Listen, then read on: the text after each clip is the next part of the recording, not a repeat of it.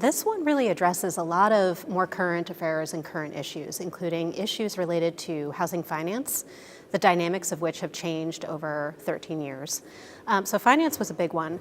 I'd say the other big challenge and issue that we wanted to address in 2019 compared to 2006 was related to zoning. So modernizing state codes as well as modernizing local codes.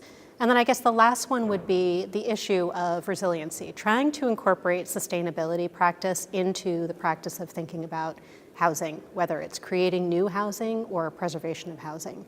Planning home was a great first step, and really the way in which we started moving into the real policy creation for the Housing Policy Guide. And so Planning Home deals with, I think, 5 issues topically, where both the association and then planners can dive deep on specific matters. We took those principles and then those policies and integrated them into the policy guide. So very much it was a springboard for a lot of the policies, but then we added additional topics that we wanted to make sure also had some supportive policies.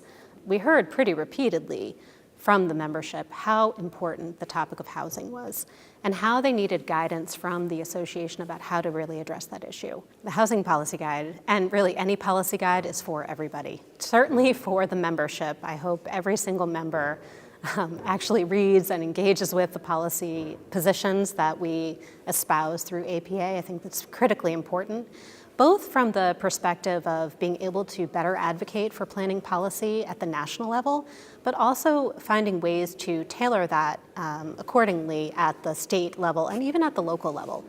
Of course, the most important population to engage with our policy guides would be people who make policy. And we want to be able to take those policy guides and make meaningful policy, advocate for meaningful policy, and of course amend policies that exist.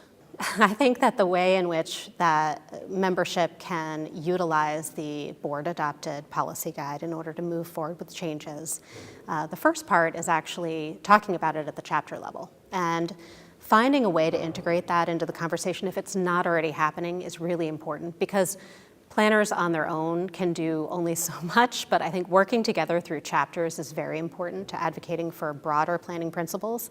I think we're facing really true threats to housing availability and affordability, and I think planners play a critical role in finding a way to address those issues. So for me, being involved in the policy guide drafting process meant finding a way to lift up as many of those stories about how people are doing it across the country, distill it into best practices that then translate into good policy.